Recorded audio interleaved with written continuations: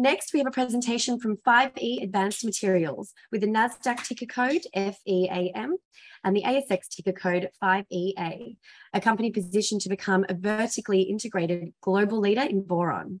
To tell us more, joining us from New York, I will now hand you over to the Chief Marketing Officer, JT Starzecki. Good morning, or good evening for you. Yeah, good evening, Jane. Thanks for having us. So as Jane mentioned, I'm JT Starzecki, the Chief Marketing Officer here at 5E Advanced Materials. And really what I want to talk about today is sort of our overall value proposition, which is 5E is sort of the new source of boron here in the United States. And really, it's the investment proposition playing into three megatrends. So when you look at sort of from a global perspective, what are we playing into? And Jane, you can actually flip through to probably slide, I think it's 3 or 4. There we go. What we really are is we are the opportunity to invest in one, strategic supply, domestic strategic supply. So boron and our co-product of lithium plays into the types of defense applications and domestic supply opportunities. We are also a food supply megatrend. So boron and boric acid is absolutely something that plays into NPK and specialty fertilizers.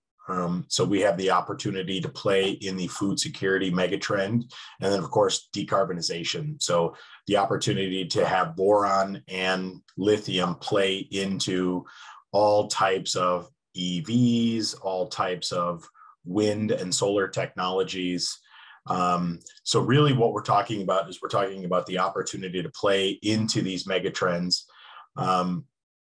One of the messages that I'd love to leave with the audience is the fact that the supply and demand economics and the pricing mechanics stay absolutely in our favor. So as we'll get through some of the slides, I'll show you what some of the supply and demand outlooks and forecasts look like, but then also the pricing that goes along with that and why we think that we are the next best, the next great thing in this particular space. And really our value proposition sort of falls in the fact that there are three things that our project has that very few projects offer globally. Is number one, we're in a consolidated market. So there's only two players in the boron space that control about 85% of the supply. So you've got the Turkish government and you've got a Rio Tinto project that has been operating for the better part of 100 years. That ultimately the deposit will expire and we've got to bring on additional supply. So we have a very consolidated market with very few projects that are on the radar. And we've only got one that's substantially permitted, which is us here at 5E Advanced Materials. Second to that, you've got a high value in use. So when you look at our project and you look at what we're building, you've got a lithium stream, you've got a boron stream, but more importantly, we are an advanced materials business, which means we've got second, third, and fourth generation products that we are developing as part of what we're building as an organization that will set us apart from other mining operations. And we've got a high barrier to entry, right? So to get a boron deposit, you need to have three things. So one, you have to have a volcanic activity, which ultimately creates the magma that contains boron. You've got to have an evaporite basin. So you've got to have basically an evaporated seabed. And then you also have to have geological faults. And so when you look at what that is and what the opportunities are, you don't see those deposits very frequent throughout the world. And so what we're bringing that opportunity to the market, which very few companies have. So perfect. So let's talk about the megatrend. So let's talk first and foremost about food security. So boron is a well-known, well-accepted micronutrient that ultimately helps cell walls in plants. It helps increase yield. It ultimately increases the yield for a variety of crops. So you've got corn, you've got soybeans, you've got tomatoes. You've got large, not only high value crops, but you've got broad acre crops. And so boron goes into just about every NPK blend that is offered throughout the globe, whether it's a corn farmer in India or a soybean farmer in Brazil. Boron, along with zinc, are the two most consumed micronutrients. And of course, we've got the whole concept around, especially here in the US, we've got applications that play into domestic supply. So aerospace, space, pharmaceutical applications where boron is widely accepted and highly in demand.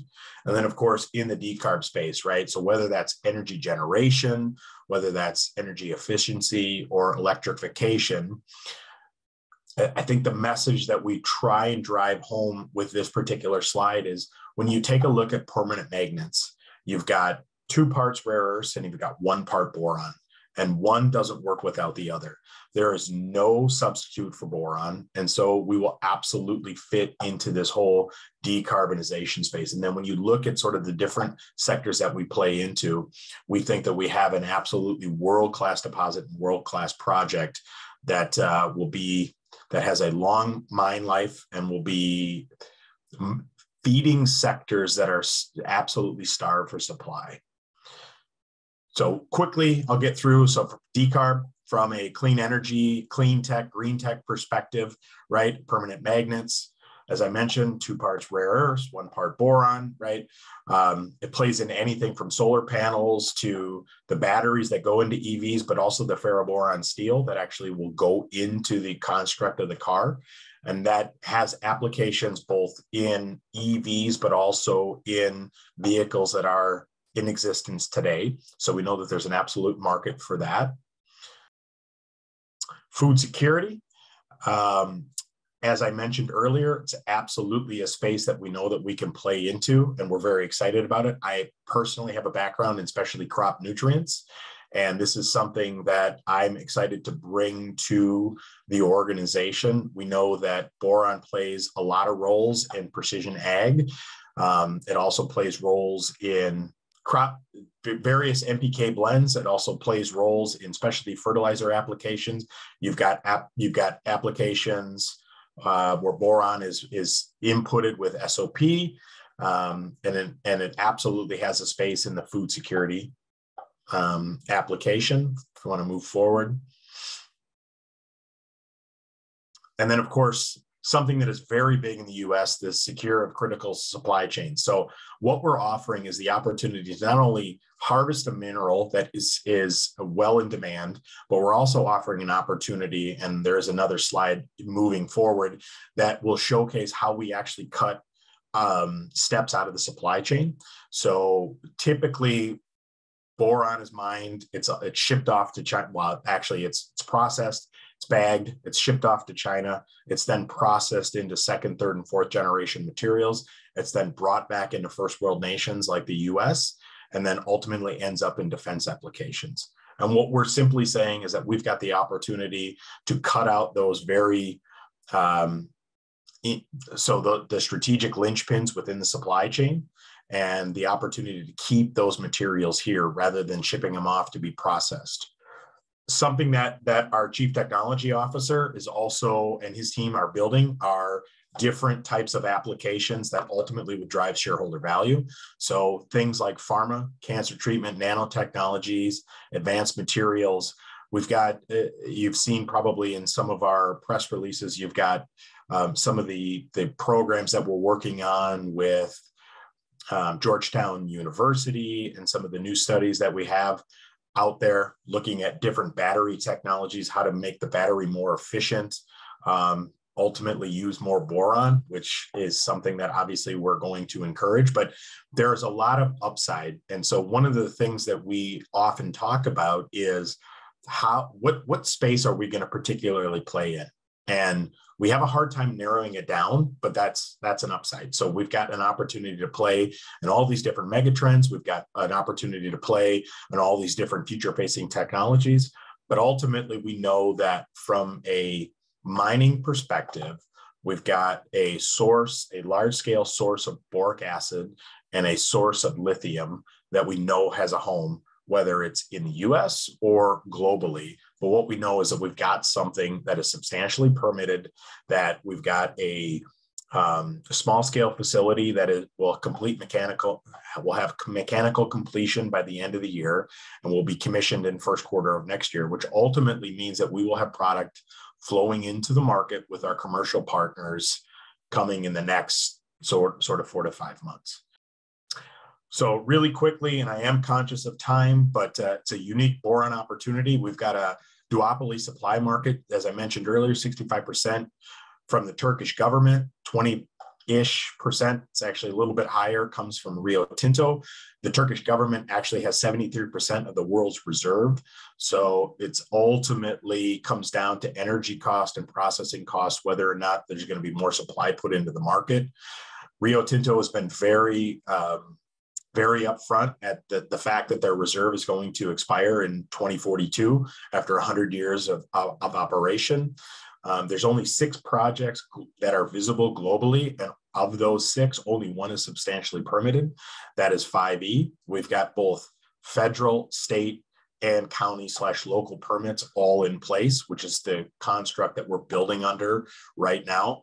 And ultimately, we're targeting 500,000 tons of boric acid equivalents, and there will be, as an offshoot of that, several thousand tons of lithium carbonate as part of the production. Now, ultimately, that only fills about 5% of the global demand. Talk about supply and demand dynamics. So in 2020, the market was circa 4.3 million tons. It's closer to 5 million tons right now. Credit Suisse released a study about a year ago that showed that even on the low end at 2 times growth, we're still talking about a market in 2030 that is circa 10-ish million tons. And if you've got a advanced case scenario where you look at 10 times growth, you've got a market that is circa 70 million tons. What we're seeing right now on the right-hand side of this slide is that the supply and demand imbalance is already in our favor. So in 2022, moving into 2023, we're at that tipping point where the demand will outpace the supply, and we only continue to see that increasing. Ultimately, if demand outpaces supply, the only thing that can happen is pressure on the price of the actual product. So even if we don't follow the same trajectory that lithium carbonate has shown, and we are somewhere around the rare earths price, we are still ultimately double from where we were 12 months ago. And right now, so when we scoped out the project a few years ago, we were somewhere around the $700 a ton price point. Prices right now sit around $1,450 a ton. We're hearing very substantial rumors that the price is going to increase here in fourth quarter to somewhere around $1,700 a ton. So ultimately, when you look at the supply and demand economics and the dynamics, and you look at what ultimately that's going to result in from a price perspective, we know that we've got a project that sets itself apart. So I'm conscious that I'm actually over time. We have more slides, but I'll pause there. Jane, if you've got any questions or anything that we can put out to the audience, I'm happy to take that now. Absolutely. That's a great presentation. And for webinar attendees that are on the call, we actually did another presentation with JT the other day, which can be found on their website. I am going to jump into a couple of questions though. So you mentioned these 3 key global megatrends, and 5EA is positioned to sort of straddle these. Which are you most excited about? So that's a great question. I think that all of them have a lot of merit, and I think that they're fantastic. And it's a dream opportunity to be able to sit and play in front of all of them. Personally, I have some passion around food security. I come from a specialty fertilizer background, spent a lot of time building a large-scale fertilizer mine. But ultimately, I think our value is going to frankly come in the domestic supply and the decarb market. And I would love to say that we will put every ton of boric acid into a specialty fertilizer around the globe. But I think ultimately it's wise to say that we're going to sit here, keep our product domestic, and help the ESG space here in the US. Wonderful. And there's a lot of questions coming through, but just finally, so what should shareholders look forward to over the next coming months? It's a great question. So I think some catalysts that we're gonna be releasing to the market fall in a couple of different buckets. Number one, they're gonna come from an operations perspective. So as I mentioned, mechanical completion, commissioning of the operations, and then ultimately moving product in 2023 out to our commercial customers. That sort of leads into the second bucket, which is the commercial opportunities. So I think anybody that's been following our story is well aware of the Corning LOI that we have, right? Those conversations continue to increase and materialize, and we'll have product that we will put into sort of their R&D setting. So we're going to see things around commercial opportunities, additional R&D opportunities, and frankly, I mean, ultimately that leads to some sort of offtake agreement. I have some background in that, so I'm excited about that.